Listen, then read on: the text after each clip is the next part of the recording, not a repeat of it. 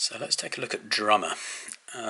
What I'll do is I'll just solo the last bass line we did, just to give us some context, and then I'll add a track and add, you see it's not that intuitive to find, drummer. Now you've got acoustic drums, electronic drums or percussion, and you've got this more drummers thing here. It's funny, what this is basically a pre-programmed set of drum patterns that you can change in real time.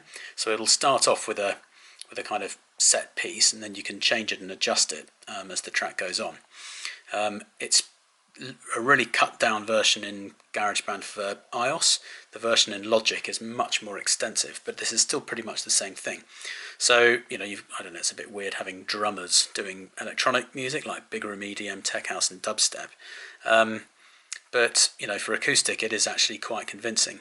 Now when Apple did this drummer thing and actually put it together for Logic and GarageBand, it was all recorded properly, and the legendary producer Bob Clearmountain, who funnily enough I did some sessions with way back in the 1990s on sort of mastering stuff and mix approvals. Bob Clearmountain was actually involved in making this drummer functionality for Logic work as well as possible, and it is incredible what it can do.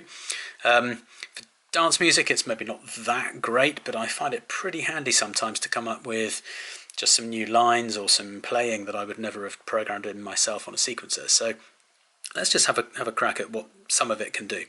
So let's just take Leah. Each of the drum styles have a name of a human being, and what happens when you press your drummer is you get this screen.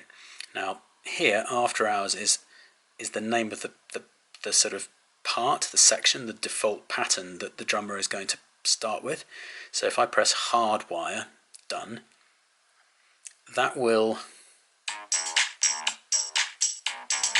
bring up a sound that sounds a bit like this. Now it's got the same loud, complex, soft and simple sort of puck thing that you can move around, and that will change the intensity of the sound and the instruments being played. So if you make it sort of loud and simple, it's loud and simple. If it's soft and simple, it changes accordingly. Complex and soft, but let's just put it in the middle for now. So what are these instrument things here? Well, they're very self-explanatory.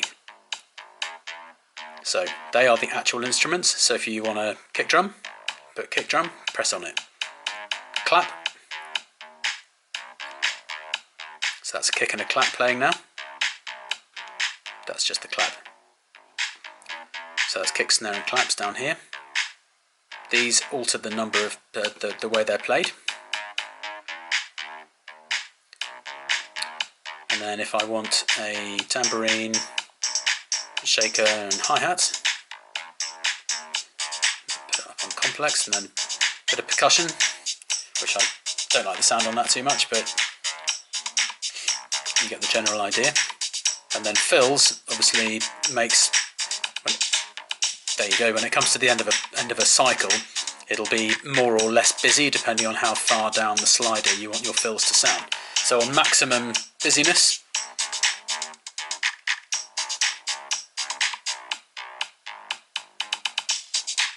so let's record. Actually, you don't need to record it in with drummer because it's already recorded. I keep forgetting that. That is actually going to be in the track now, right there. So to pull this all together a little bit, this is just for demo purposes. You've got three completely different drum parts playing, which is overkill. You'd never have that in a normal track. However, what's very cool about this is that when you port the file over from your phone into your laptop, specifically with Logic, you're able to edit individually all the different notes and parts on these different drum channels. So even the drummer one. So if, for instance, I liked the way that the drummer part was doing the hi-hat patterns on the fills only, I could take that, I could delete everything else out of that particular channel, and then I could do the same with the others. I could take, say, the kick part from our synthetic bass house part, drum part here, and add it with just the claps and the hi-hats from this, and then the percussion and whatever I liked on the fills or whatever from the drummer part. So this gives you, without the ability to play any drumming related instruments or have any real knowledge of how that all actually works, you can put together really complicated and very, very nicely editable complex drum programming without really having to do very much. It's really very, very handy. So let's just go, because it would be good to have this actually kind of usable. So let's just go back into that drummer part. Let's take out the kick drum, because we know we don't need one of those. Yeah, that's all of the drum parts playing together, which is all quite hectic, but it's okay. It's not sounding as bad as I thought it would. Do